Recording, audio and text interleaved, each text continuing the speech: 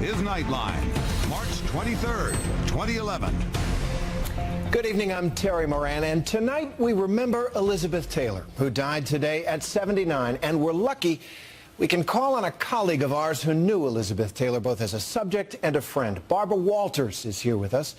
And Barbara, you interviewed Elizabeth 5 times. The reaction to her death today is really breathtaking out there on TV news, all the way to Twitter, countless conversations among friends.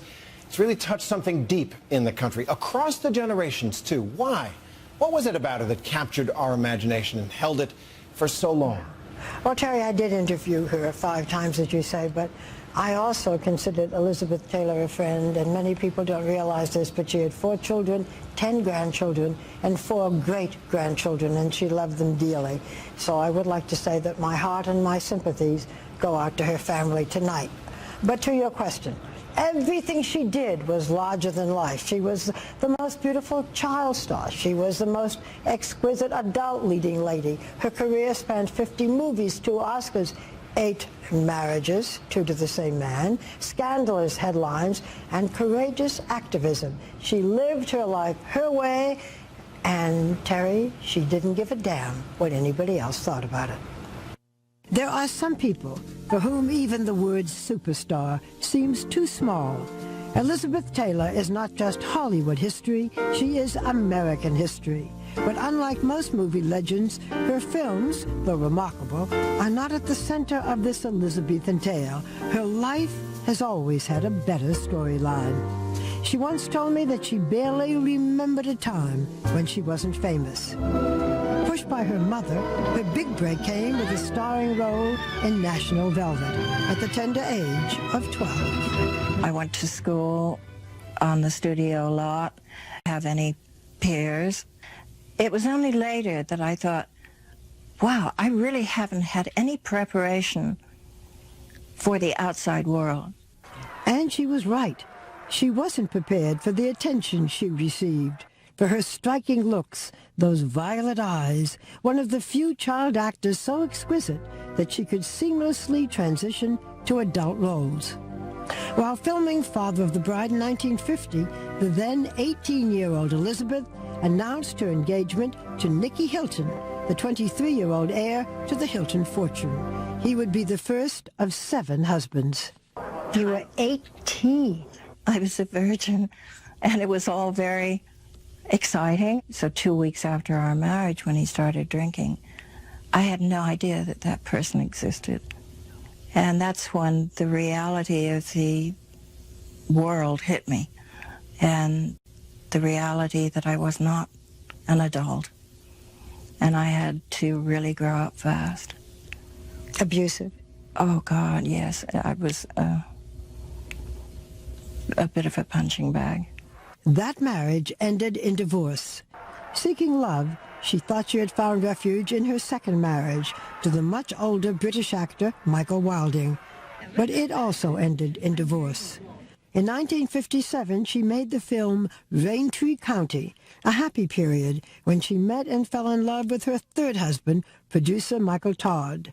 But it was fated to be a short marriage with a tragic ending when his plane, heading to New York, crashed. It was strange. He said goodbye to me 5 times. And we clung to each other. And it was the first time we'd ever been separated in my 13 years of marriage. 13 months. Isn't it funny that you say 13 years? Yeah. Wouldn't it have been wonderful if it could have been 13? It sure would. When Elizabeth flew to Chicago for the funeral, she was accompanied by her late husband's best friend, the singer Eddie Fisher, whose wife, Debbie Reynolds, stayed behind in Los Angeles. Scandal erupted when Fisher divorced the beloved Reynolds and tied the knot with Taylor. Taylor was called a homewrecker and reportedly hated her next role in the film Butterfield 8, where she played a woman who breaks up a marriage. Still, she won her first Oscar for it. I guess all I can do is say thank you. Thank you with all my heart. In the midst of it all, a phone call that led to the most celebrated role of her life, Cleopatra.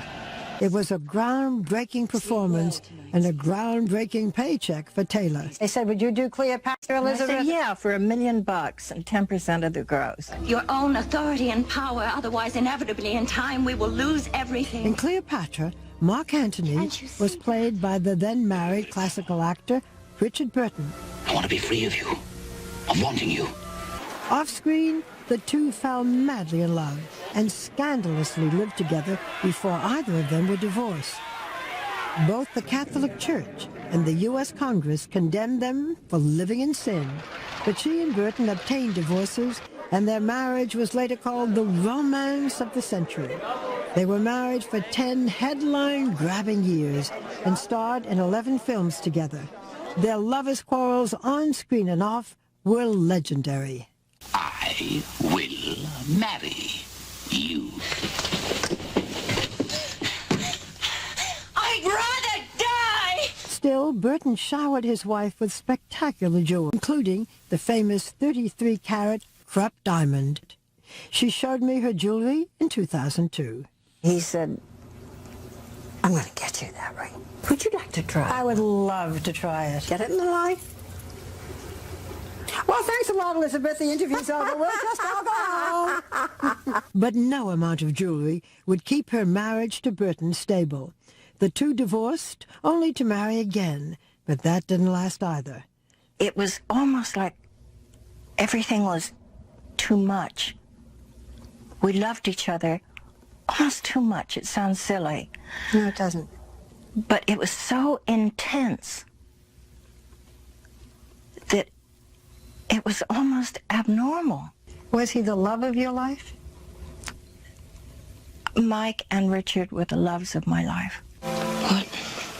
In 1966, Who's Afraid of Virginia Woolf was considered one of her most challenging performances. Her portrayal of a miserable, drunken wife earned her her second Academy Award for Best Actress.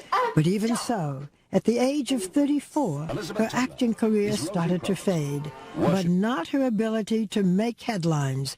Weight gains and losses, addictions, more marriages, and special friends.